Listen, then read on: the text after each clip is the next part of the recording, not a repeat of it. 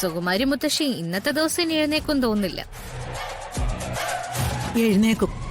വയറൊഴിഞ്ഞു കഴിയുമ്പോ താനെ എഴുന്നേക്കും. അപ്പൊ ഭക്ഷണം ചോദിക്കും. അപ്പൊ മോൾ എന്തു പറയും? എന്ത് പറയണം? ഒരു തുള്ളി പച്ചവെള്ളം പോലും കൊടുക്കരുത്. അക്കാര്യത്തിൽ പരമേശ്വരന്റെ തീരുമാനം നമ്മൾ ശിരസാവഹിക്കും. പട്ടിണി കിടക്കട്ടെ. എന്തായാലും ഗർഭിണിയെ നോക്കിയില്ലെന്നും പറഞ്ഞ് പോലീസ് സ്റ്റേഷനിലും കോടതിയിലും ചെന്ന് പരാതി പറയില്ലല്ലോ. പട്ടിണിയാ നല്ലത്.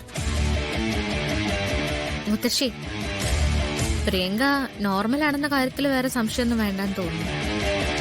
അവള് നോർമലാ മോളെ. പക്ഷെ ഇവിടുത്തെ പ്രശ്നം എന്താണെന്നറിയോ? നമ്മുടെ മുമ്പില്, നാട്ടുകാരുടെ മുമ്പില്, വനിതാ കമ്മീഷന്റെ മുമ്പിലൊക്കെ അവരത് തെളിയിച്ചു വച്ചിരിക്കുന്നത്.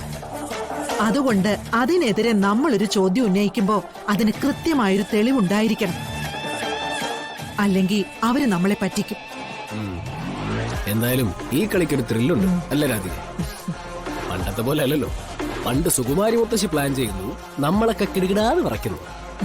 ഇപ്പൊ നമ്മളെ കണ്ടാലേ സുകുമാരി മുത്തശ്ശിയുടെ കാലുകൾ കൂട്ടിയിടിക്കും. അതാണ് ഇപ്പൊ ഒരു വ്യത്യാസം. ഓരോ കള്ളത്തരങ്ങളായിട്ട് പൊളിഞ്ഞു വരുന്നതൊക്കെ മുത്തശ്ശിക്ക് മനസ്സിലാവുന്നുണ്ട്. അതുകൊണ്ടൊരു പേടിയുണ്ട്. പിടിച്ചു നിൽക്കാൻ വേണ്ടി എടുക്കുന്ന അവസാനത്തെ അടവ് എന്താന്ന് നമുക്ക് പറയാൻ പറ്റില്ല. ദുഷ്ടതയുടെ മൊത്തക്കച്ചവടമാ സുകുമാരിയുടെ തല. പക്ഷേ നമ്മളൊന്ന് കണ്ണു തുറന്ന് നിന്നാ മതി, താനെ കെട്ടടങ്ങും.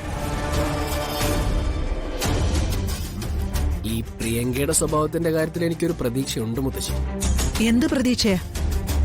എന്തായാലും പട്ടിണിക്കിടാൻ നമ്മൾ തീരുമാനിച്ച ഒരു തുള്ളി വെള്ളം പോലും ഇല്ലാതെ എങ്ങനെ ഒരാള് പിടിച്ചു നിന്ന് അഭിനയിക്കാൻ പറ്റുന്നേ?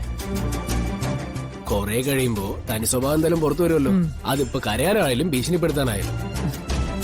പുറത്തെടുക്കട്ടെ, അതുവരെയും കൂടി നമുക്ക് ക്ഷമിക്കാം, അല്ലേ മോളെ?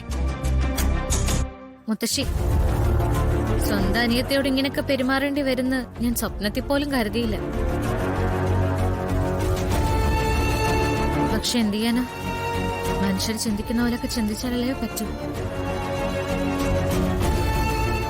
എല്ലാം ഭഗവാൻ കണ്ണി കാണിച്ചിരുന്നുണ്ട്. അതാ ഒരു ആശ്വാസം. നിന്റെ കൃഷ്ണൻ കൈവിടില്ല മോളെ. അശുദ്ധിയായത് എന്തുണ്ടോ അത് ഈ കണിമംഗലത്ത് നിന്ന് പുറത്തു പോയിരിക്കും. എല്ലാം ഒന്ന് ശുദ്ധമാവും, അധികം വൈകാതെ.